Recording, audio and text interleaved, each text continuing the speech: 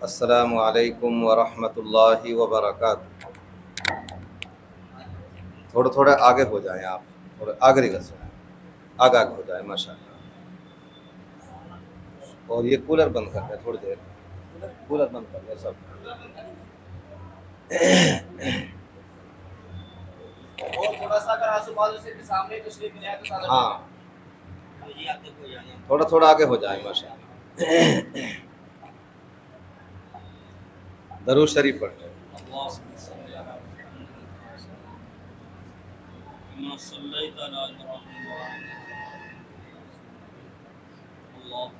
अल्हम्दुलिल्लाह नहमदुहु व नस्तईनुहु व नस्तगफिरुहु व नु'मिनु बिही व नतवक्कलु अलैहि व नऊज़ु बिल्लाहि मिन शुरूरि अनफुसिना व मिन सय्यिआति अअमालिना।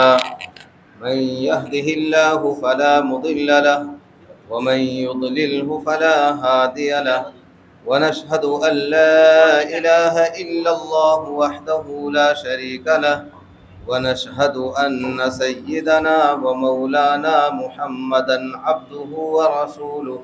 अम्मा बअद फ़क़द क़ाल अल्लाहु तबारक व तआला फ़िल क़ुरआनिल मजीद वल फ़ुरक़ानिल हमीद।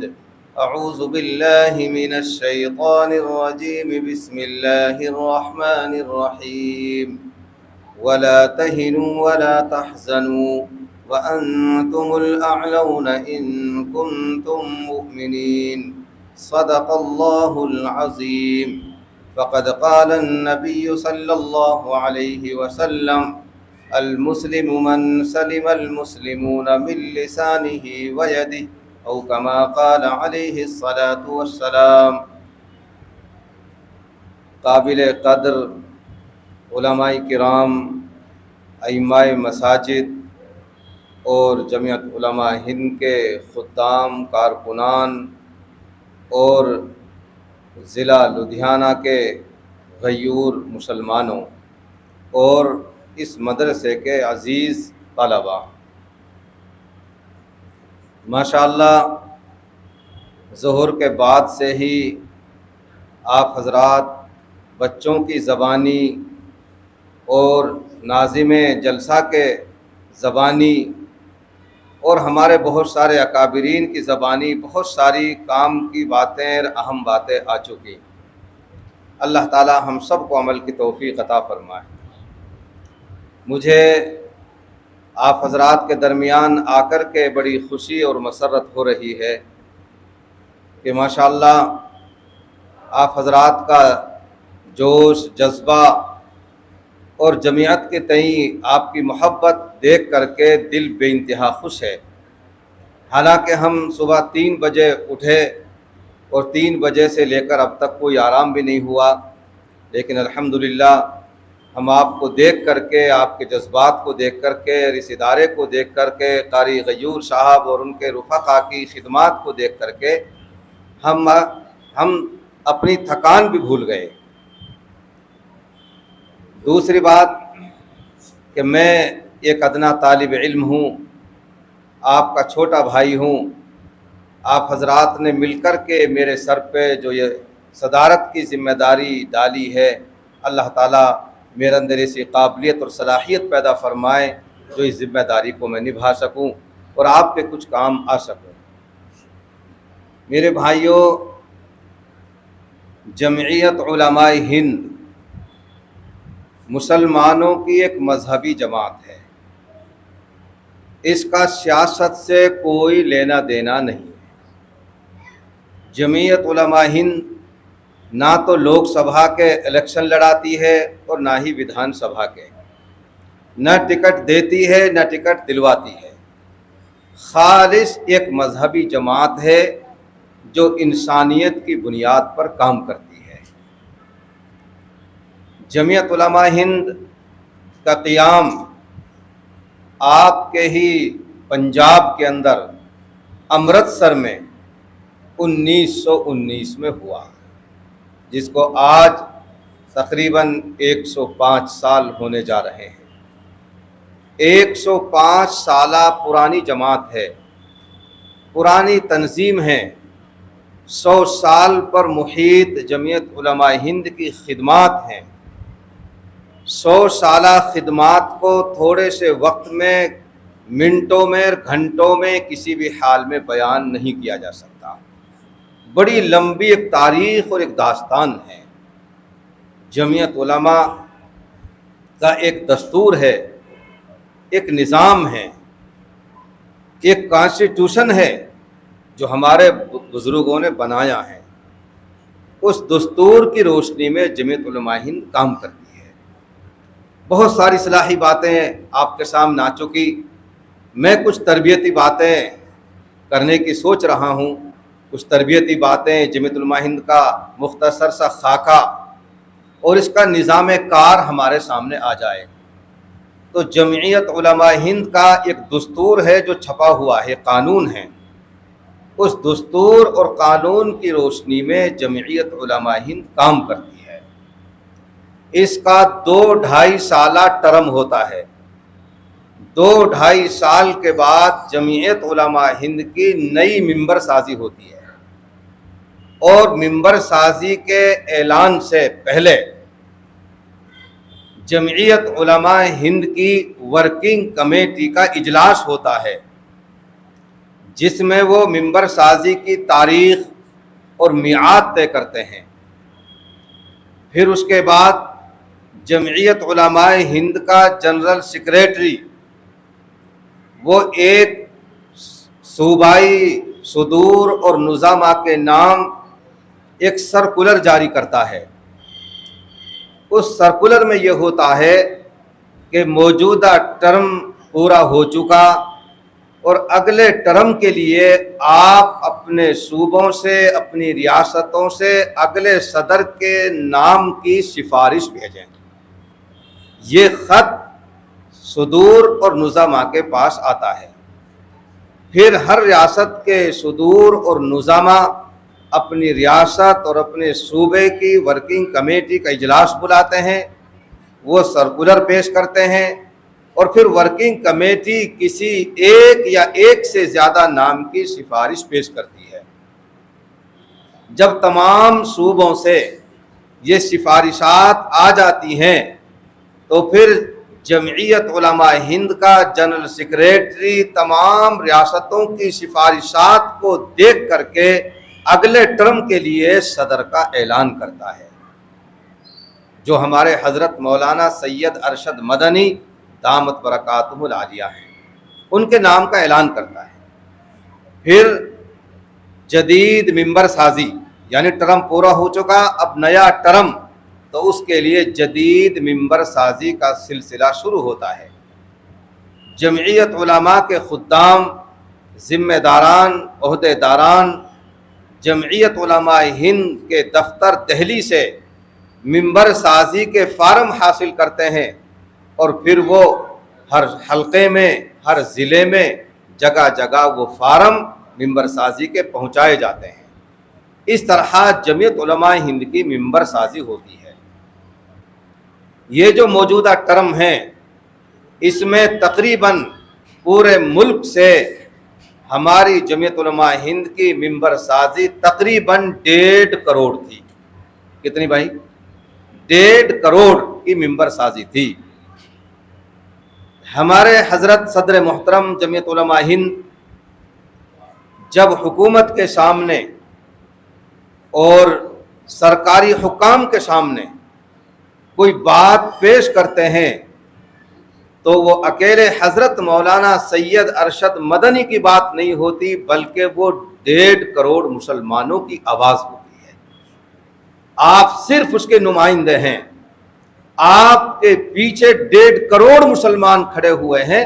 हुकूमत आपकी ताकत को और आपकी वसाअत को पहचानती है, जानती है और समझती है और बहुत सारे बातों को मानती भी है। अल्हम्दुलिल्लाह का फजल है, करम है।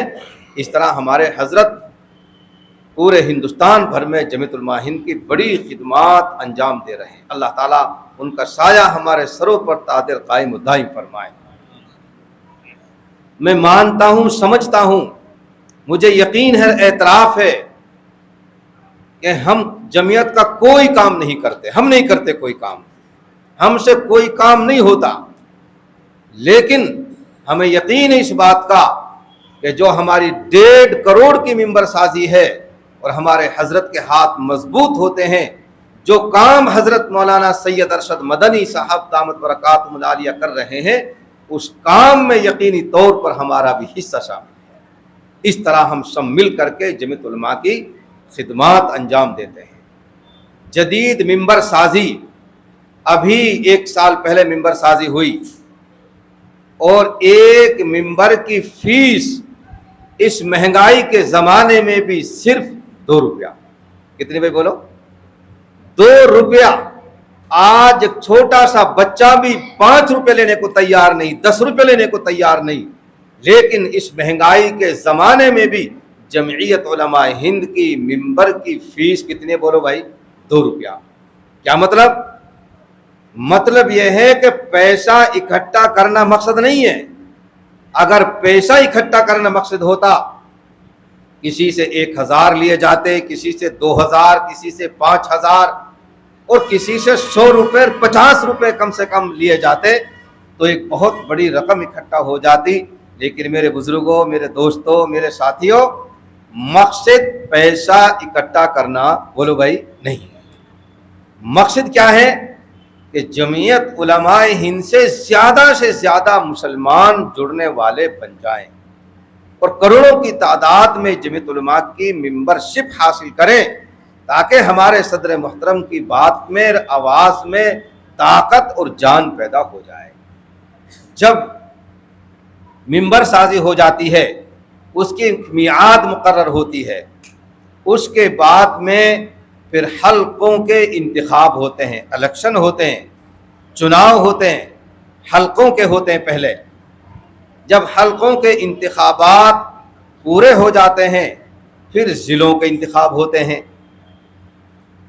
फिर ज़िलों के इंतखाबात पूरे होने के बाद फिर सूबों के इंतखाब होते हैं।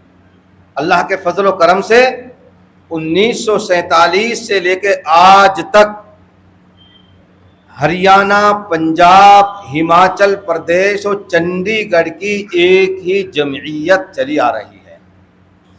हमने जब होश संभाला तो देखा कि इन चारों सूबों के सदर हजरत मौलाना नियाज मोहम्मद साहब रहमतुल्लाह अलैह हुआ करते थे और उस वक्त में ये सूबा पंजाब था, अलग अलग सूबे तकसीम नहीं हुए थे, तो वो उनके नाम के साथ लिखा जाता था सदर जमीयत उलमा सूबा पंजाब। लेकिन जब पंजाब 4 हिस्सों में तकसीम हो गया तो फिर लिखा जाने लगा सदर जमीयत उलमा मुत्तहिदा पंजाब, या लिखा जाता सदर जमीयत उलमा हरियाणा, पंजाब, हिमाचल प्रदेश और चंडीगढ़। इस तरह ये सिलसिला आज तक बाकी है, बरकरार है।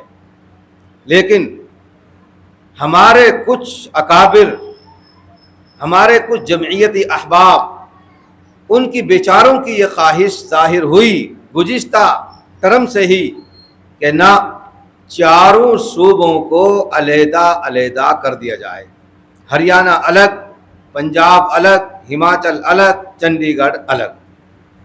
तकरीबन 2 साल से ये सुरसुराहट चल रही है, ये आवाज़ उठ रही है कि चारों सूबों को अलहदा कर दिया जाए। हमारी वर्किंग कमेटी के इजलास होते हैं, ये तजवीज़ आती है। अक्सर की राय अभी भी पिछले महीने में मई में जमीयत उलमा की मुत्तहिदा पंजाब की वर्किंग कमेटी का इजलास हुआ पानीपत सोनौली के अंदर, वहाँ भी ये मसला आया। अक्सर उलमा की ये राय आई कि ना चारों सूबों को एक ही रखा जाए। क्यों? 4 सूबे एक रहेंगे तो 4 सूबों के उलमा, अइम्मा, जिम्मेदारान एक साथ बैठ करके अपने मसाइल का हल तलाश कर लेंगे। और ये नुकसान हम भुगत चुके हैं वक्फ बोर्ड के अंदर। पंजाब वक्फ बोर्ड था जब, हरियाणा अलग नहीं था, चंडीगढ़ अलग नहीं था, तो बहुत मजबूत था। लेकिन वक्फ बोर्ड को अलहदा करने के बाद पता चला कि बजाय नफ़ा के नुकसान उठाना, भुगतना पड़ रहा है। लेकिन देखिए हम क्या होता है, हमने ये प्रस्ताव पास करके हजरत सदर मोहतरम की खिदमत में भेज दिया है कि हमारे कुछ अहबाब, कुछ अकाबिर इन सूबों की तकसीम चाहते हैं। अब हमारे हाथ से भी डोर चली गई। अब हजरत सदर मोहतरम जो फैसला फरमाएंगे उसके मुताबिक इंशाअल्लाह अमल होगा। तो ये जमीयत उलमा का एक दस्तूर, एक निज़ाम और सिस्टम मैंने आपको बतलाया। जब जमीयत उलमा के ओहदेदारान, जिम्मेदारान मुंतखब हो जाते हैं, तय हो जाते हैं, फिर काम शुरू होता है, काम की तरतीब बनाई जाती है। अल्हम्दुलिल्लाह जमीयत उलमा हिंद हमारे मुल्क की वो वाहिद नुमाइंदा तंजीम है कि जिसकी खिदमात 100 साल पर मुहीत हैं। दूसरी कोई तंजीम, दूसरे कोई लोग इस तरह की खिदमात और कुर्बानी पेश नहीं कर सकता। जमीयत उलमा हिंद के असल बानी हजरत शेखुल हिंद रहमतुल्लाहि अलैहि हैं। वो जब 1919 में माल्टा की जेल से रिहा होकर के तशरीफ लाए और बंबई के साहिल पर आप उतरे तो हजार मुसलमानों ने हजरत शेखुल हिंद रहमतुल्लाह अलैह का इस्तकबाल किया। आपके मुरीदीन, आपके शागिर्द, आपके मुतवस्सिलीन, आपके मुतक़िदीन, आपके मुहिब्बीन का एक जम्मे गफीर था जो आपके इस्तकबाल के लिए बंबई पहुंचा। एक आदमी आगे बढ़े, आगे बढ़ के वो आदमी कहते हैं कि हजरत आप 4 साल माल्टा की जेल काट करके आए हैं। 1857 में हजारों उलमाए किराम को फांसी के फंदे पे लटका दिया गया, हजारों मदरसों पर बुलडोजर चला दिए गए, हजारों मस्जिदों पर ताले लगा दिए गए, लाखों मुसलमान शहीद हो गए। अंग्रेजों की हुकूमत आज भी बाकी है। लिहाजा अब आप खामोशी के साथ देवबंद के हुजरे में बैठ जाइए और इस तहरीक को बंद कर दीजिए।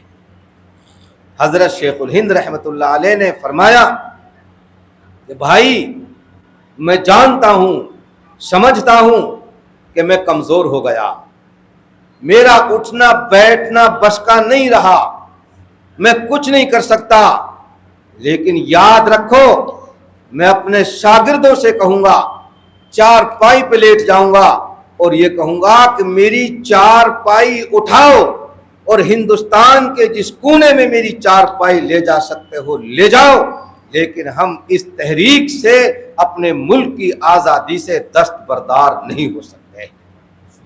सुभान अल्लाह। लिहाजा उनके शागिर्दान रशीद उठे, खड़े हुए, दिल्ली में मीटिंग की, अमृतसर में मीटिंग की और 1919 में दिसंबर के महीने में उन्होंने एक अंजुमन बनाई, एक जमात बनाई जिसका नाम जमईयत उलमाए हिंद है। इसके सबसे पहले सदर मुफ्ती आजम हिंद हजरत मौलाना मुफ्ती किफ़ायतुल्लाह साहब दहलवी रहमतुल्लाह अलैह बनाए गए। इसके पहले नाज़िम उमूमी जनरल सेक्रेटरी शहबानुल हिंद हजरत मौलाना अहमद सईद साहब रहमतुल्लाह अलैह बनाए गए। इस तरह ये तंजीम चलते चलते 1940 को पहुंच गई। 1940 में इंतखाब हुआ। शेखुल इस्लाम वल मुस्लिमीन हजरत मौलाना सैयद हुसैन अहमद मदनी रहमतुल्लाह अलैह को 1940 में जमीयत उलमा हिंद का दूसरा सदर मुकर्रर किया गया और वो 1957 तक अपनी वफात तक जमीयत उलमा हिंद के सदर रहे। मेरे भाइयों, ये जमीयत उलमा की एक मुख्तसर सी तारीख है। मैं 1998 से जमीयत उलमा हिंद से वाबस्ता हूँ। 18 साल मैं मेवात के 4 जिलों का जनरल सेक्रेटरी रहा हूँ, 18 साल तक। पिछले टर्म में मेरे बेटे कारी अनीस अशरफ उटावड़ी वो मुत्तहिदा पंजाब के जनरल सेक्रेटरी थे और आज ये नाकारा ये खादिम आपके सामने बैठा हुआ है। मैं ये समझता हूँ, मेरा अकीदा यह है और मैं ये अपनी बात आप तक पहुंचाना चाहता हूं, आपको भी अपने साथ जोड़ना चाहता हूं। मैं इस जमात से क्यों जुड़ा हुआ हूं? दोस्तों, मैं इतनी अहम बात आपको बता रहा हूं, शायद ये बात आपको किसी ने ना बताई हो और या किसी के जहन में ना आई हो। जो अहम बात मैं आपको बताने जा रहा हूं, मैं और आप जमीयत उलमाए हिंद से क्यों जुड़े, किस लिए जुड़े? इसलिए जुड़े जब मैदान महशर में यह ऐलान होगा कि शेखुल हिंद की जमात खड़ी हो जाए, मुमकिन है उस जमात में मेरा और आपका नाम भी आ जाए और मेरी आपकी बख्शिश का जरिया बन जाए। इसलिए हम जमीयत उलमाए हिंद से जुड़े। जब मैदान महशर में यह ऐलान हो, मुफ्ती आजम हिंद, मुफ्ती किफायतुल्लाह के लोग खड़े हो जाएं, मुमकिन है उन लोगों में मेरा आपका नाम भी शामिल हो जाए। अल्लाह हमारे नजात का जरिया बना दे। जब मैदान महशर में यह ऐलान हो कि हुसैन अहमद मदनी के साथी खड़े हो जाएं, मौलाना असअद मदनी रहमतुल्लाह अलैह की जमात खड़ी हो जाए और मौजूदा सदर मोहतरम हजरत मौलाना सैयद अरशद मदनी की जमात खड़ी हो जाए, मुमकिन है उस जमात में 2-2 रुपया दे करके मेरा और आपका नाम भी शामिल हो जाए और हमारी बख्शिश का सामान हो जाए। दोस्तों, इसलिए हम जमीयत उलमाए हिंद से जुड़े कि हम बुजुर्गों की जमात है और उनकी फहरिस्त में हमारा भी नाम आ जाए और मैदान महशर में हमारे लिए ज़रियाए नजात बन जाए। इस पूरे इखलास के साथ हम जमीयत उलमाए हिंद से जुड़ें। हम और आप बहुत खुशकिस्मत हैं कि अल्लाह ताला ने हमको इस जमात से जोड़ रखा है। इस जमात की बड़ी बड़ी खिदमात, बड़ी बड़ी कुर्बानियां हैं। थोड़े से वक्त में कैसे बयान किया जाए? मैंने आपको बताया, मैं 18 साल तक मेवात का जनरल सेक्रेटरी रहा। मेवात के लोग हमसे पूछते थे कि जमीयत उलमा क्या करती है। हम कहते थे आसाम में जमीयत उलमा ने ये किया, बंगाल में ये किया, केरल में ये किया, पंजाब में ये किया, फला जगह ये किया, लेकिन लोग समझने को और मानने को तैयार नहीं थे। हम खामोश हो जाते थे क्योंकि मेवात वालों के सामने जमीयत उलमा की खिदमात नहीं थी। बदकिस्मती से 31 जुलाई 2024 में नूह के अंदर दंगा हुआ। सुना आपने? अरे सुना ना? बदकिस्मती से दंगा हुआ और हिंदू मुस्लिम का रंग दे दिया गया। एक सोची समझी साजिश के तहत पूरे खित्ता मेवात को जहन्नम की आग में धकेलना था, लेकिन अल्लाह का फजल व करम है कि वो इस अपनी कोशिश में नाकाम रहे और इंशाअल्लाह नाकाम ही रहेंगे। प्रशासन के ताउन से जमीयत उलमा के खुद्दाम ने मामले को बड़ी संजीदगी से लिया और चंद दिनों में ही उस मामले को ठंडे बस्ते में डाल दिया गया, वरना बड़ा प्री प्लान था मेवात को तबाह करने का और हिंदू मुस्लिम भाईचारे को खत्म करने का।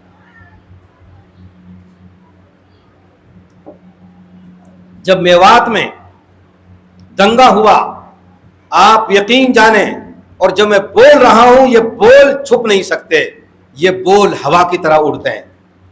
सोशल मीडिया का जमाना है, इंटरनेट का जमाना है, मुझे पता है मेरे बोल हवा की तरह उड़ेंगे। चौधरियों को सांप सूंघ गया था, लीडर चूही के बिल में घुस गए थे, किसी की मां ने दूध नहीं पिलाया कि मैदान में निकल करके काम करे और मजलूमों के आंसू पूछे। ये जमीयत उलमा के खुद्दाम जो हमारे दाएं बाएं आप सब मेरे सामने बैठे हुए हैं, ये जमीयत उलमा के खुद्दाम आगे आए, जिनके मकानों पर बुलडोजर चला दिए गए, जिनके मकान दुकानें जमीन बोझ कर दी गई, जिनके घर लूट लिए गए, ये जमीयत उलमा के खुद्दाम उठे। सबसे पहले मरहले में उनके लिए राशन की किट बना बना करके एक एक घर पहुंचाई और वो उस घर का ताल्लुक चाहे हिंदू से था चाहे मुसलमान से था। नहीं देखा गया, जमीयत उलमाए हिंद जमीयत उलमाए हिंद, नहीं देखा गया हिंदू का घर है, मुसलमान का घर है, दलित का घर है, बौद्ध का घर है, नहीं देखा गया। जमीयत उलमा धर्म के आधार पर नहीं बल्कि इंसानियत के आधार पर काम करती है। हमने किट बना बना करके एक एक घर को राशन पहुंचाया। दूसरे मरहले में हमने उनके लिए साहिबान का, शामियाने का इंतज़ाम किया, तिरपाल का इंतज़ाम किया कि वो चौड़े में हो गए, उनके बच्चे सर छुपा सके। तीसरे नंबर पे हमने उनके लिए नकदी का इंतज़ाम किया, अपनी मर्जी के कपड़े खरीद सकते हैं, अपनी मर्जी का खाना खा सकते हैं। किसी के लिए 5,000, किसी के लिए 4,000, किसी के लिए और कमोबेश, इस तरह एक एक घर में हमने ये पैसा पहुंचाए। फिर हमने ये बात हजरत सदर मुहतरम दामत बरकातुहुल आलिया के सामने रखी। हजरत, कुछ बेचारे छोटे छोटे कारोबारी लोग जो रोजाना सुबह निकलते थे, शाम को लौटते थे, अपने बच्चों का पेट भरते थे, उनकी रेहड़ियों में आग लगा दी गई, उनका धंधा पानी छीन लिया गया। हजरत वो बेरोजगार हो गए, फाका कशी की नौबत आ गई। हजरत आप नजर करम फरमाएं और उनके लिए कुछ सोचें। अल्लाह हमारे अकाबिर की उम्र में बरकत नसीब फरमाए। हजरत ने फरमाया, बताओ भाई चाहते क्या हो? हमने कहा, हजरत हम ये चाहते हैं कि जिनकी रेहड़ियां जला दी गई, जिनकी दुकानें तोड़ दी गई, जिनके घर लूट लिए गए, उनके लिए कम से कम हजरत 10-10 या 15-15 हजार रुपए का इंतजाम हो जाए जमीयतुल उलमा हिंद की तरफ से। वो अपने बच्चों का पेट भरने का एक सहारा निकाल सकें। हजरत ने फरमाया बहुत बशाशत के साथ कि नहीं, ऐसा करो कि 15,000 नहीं 20,000 कर लेते हैं। ये जमीयतुल उलमा है, ये जमीयतुल उलमा के अकाबिरीन हैं। 20-20 हजार रुपए कर लेते हैं। 10-12 हजार रुपए की रेहड़ी ठेला खरीद लेगा, 10-12 हजार रुपए का सामान खरीद लेगा और अपना बच्चों का पेट आसानी से पाल सकेगा। अल्हम्दुलिल्लाह 250 लोगों को 20-20 हजार रुपए दिए गए। नारे तकबीर, जमीयतुल उलमा हिंद, हजरत सदर मोहतरम। 50 लाख रुपए नकदी तकसीम की गई। फिर अगला मरहला हुकूमत की तरफ से अंधाधुंध गिरफ्तारियां, लोकेशन ढूंढ ढूंढ के बेचारा कोई बाजार कोई काम आया, लोकेशन बोल गई, उसको गिरफ्तार कर लिया। अंधाधुंध गिरफ्तारियां हुई। हम फिर हजरत से मिले, हजरत अंधाधुंध गिरफ्तारियां हो रही हैं, कोई पुरसान हाल नहीं है, हजरत आपका सहारा है। हजरत ने फरमाया चलिए ठीक है, हम उनके लिए कानूनी इमदाद भी फराहम करेंगे। और हजरत ने दिल्ली से सुप्रीम कोर्ट के वकीलों का एक पैनल भेजा नूह के अंदर, नूह के वकला से मुशावरत की। अल्हम्दुलिल्लाह हजरत ने मुकद्दमा लड़ा और 50 वो बच्चे हमारे जो नाजायज गिरफ्तार कर लिए गए, अल्हम्दुलिल्लाह उनको बाइज्जत जमानत मिली। सुभान अल्लाह, नारे तकबीर, नारे तकबीर, जमीयतुल उलमा हिंद, उलमाए किराम। उसके बाद आखिरी मरहला कि हजरत ठीक है, हमने 20-20 हजार रुपए दे दिए, तिरपाल दे दिए, राशन दे दिया। जो मकान सरकारी जमीन पर बने हुए थे और उनके पास उस जमीन के अलावा कोई जमीन नहीं है, हजरत उनका क्या होगा? हजरत ने फरमाया कितने घर हो सकते हैं ऐसे? तो वो तकरीबन 50 के करीब ऐसे लोग थे जिनके पास जमीन ही नहीं थी, जिनमें 5-6 घर गैर मुस्लिमों के भी थे। उनको सर फहरिस्त रखा गया। हजरत ने उनके लिए फिरोजपुर झिरका में जहां वो रहते थे, उनकी कॉलोनियां थी पहाड़ के दामन में, वहीं से 500 मीटर की दूरी पर उनके लिए जमीन खरीदी करोड़ों रुपए में और उनके लिए 1.5 लाख रुपए नकदी और चेक की शक्ल में दे गए ताकि अपने बच्चों के लिए वो मकान बना सके। नहीं देखा गया ये सामने घर वाला हिंदू है या मुसलमान है। इस तरह जमीयतुल उलमा हिंद की खिदमत की। अब अल्हम्दुलिल्लाह हम चौड़ा सीना करके अपनी कौम से, मेवात से हम ये कह सकते हैं कि जमीयतुल उलमा हिंद ये काम करती है। मेरे भाई अजीजों, ये जमीयतुल उलमा हिंद की खिदमात और कुर्बानियाँ हैं। काम हमारे बड़े कर रहे हैं। 2-2 रुपया देकर आप और हम सब जमीयत उलमा से वाबस्ता हैं। जो काम हमारे अकाबिरीन और ख़ास तौर से हज़रत सदर मोहतरम कर रहे हैं, उस काम में हमारा आपका भी हिस्सा शामिल है, चूंकि हम सब जमीयत उलमा के खुद्दाम और उसके मेंबरान हैं। आने वाले टर्म में आप जमीयत उलमा हिंद की ज़्यादा से ज़्यादा मेंबर साजी करें, ज़्यादा से ज़्यादा लोगों को जोड़ने की भरपूर कोशिश करें। अल्लाह ने हमारी आपकी ज़िंदगी बाकी रखी, हम इंशाअल्लाह उस मौके पर आपके पास आएंगे, आपके गांव-गांव, शहर-शहर दौरा करेंगे, जमीयत उलमा की खिदमात को आपके सामने बतलाएंगे, मिंबर साजी की अहमियत और इफादियत को आपके सामने रखेंगे और इंशाअल्लाह कंधा से कंधा मिला करके आपके साथ हम इंशाअल्लाह काम करेंगे। यही मकासद के तहत यहाँ के जमीयत उलमा के खुद्दाम ने, ओहदेदारान ने, कारी गयूर अहमद साहब और इनकी सबके सरपरस्त फगवाड़ा से हाजी गुलाम सरवर साहब और इस मदरसे के जिम्मेदार मुफ्ती साहब, मुफ्ती शोएब साहब और बहुत सारे हमारे साथी, इन्होंने मिलकर के ये तरबियती इस्लाही इजलास बुलाया। क्यों? ताकि पता चले लोगों को जमीयत उलमा किस तरह काम करती है, जमईयत उलमा के खुद्दाम किस तरह काम करते हैं और हमको किस तरह काम करना चाहिए। इसलिए मैं बहुत बहुत मुबारकबादी पेश करता हूँ अपने साथियों को कि जिन्होंने आज का ये इजलास बुलाया। और बहुत अहम और काम की बातें आ चुकी आएंगी। मेरी गुजारिश है जब तक इजलास चलता रहे कोई साथी जाने की कोशिश ना करे। मौलाना अहमद आदिल साहब ने बयान किया, मैंने भी कुछ अर्ज किया, और भी हमारे अकाबिर आ रहे हैं, वो बयान फरमाएंगे। एक एक बात को सुन करके पल्ले गिरे लगा लेना है और मरते दम तक मजबूती से पकड़ के उस पर अमल पैरा होना है। मैंने खुतबे के अंदर कुरान करीम की एक आयत करीमा पढ़ी, वला तहिनू, बुज़दिल ना बनो, हिम्मत हार मत हो जाना, वला तहजनू, गम फिक्र मत करना, व अंतुमुल आलौन, इज्जत तुम्हारा ही मुकद्दर है, सरबुलंद तुम ही हो, बशर्ते के तुम्हारे अंदर ईमान की चिंगारी से लग रही है। मेरे अजीजों, हमारे काबिरीन मौजूद हैं, बहुत सारे हालात आए। अभी वक्फ अमलाक का बिल आपके सामने है ना भाई, बिल आपके सामने। हमारे काबिरीन अल्हम्दुलिल्लाह सुप्रीम कोर्ट में केस लड़ रहे हैं, और सुप्रीम कोर्ट में केस लड़ना कोई आसान खेल नहीं है। एक एक पेशी पे 15-15, 20-20 लाख रुपए खर्च होते हैं। हमने अपने हजरत से ये सुना, कोई मामूली बात नहीं है। अल्हम्दुलिल्लाह वो बिल रुका हुआ है, हमारे बुजुर्गों की कुर्बानियों के बाइस सुप्रीम कोर्ट में केस चल रहा है। हम भी दुआ करते, आप भी दुआ करो, अल्लाह ताला इस कोशिश को, जो लोग ये कोशिश कर रहे हैं वक्फ अमलाक को हड़पा जाए, खुर्द-बुर्द किया जाए, नेस्त नाबूद किया जाए, इंशाअल्लाह ये नाकाम होंगे।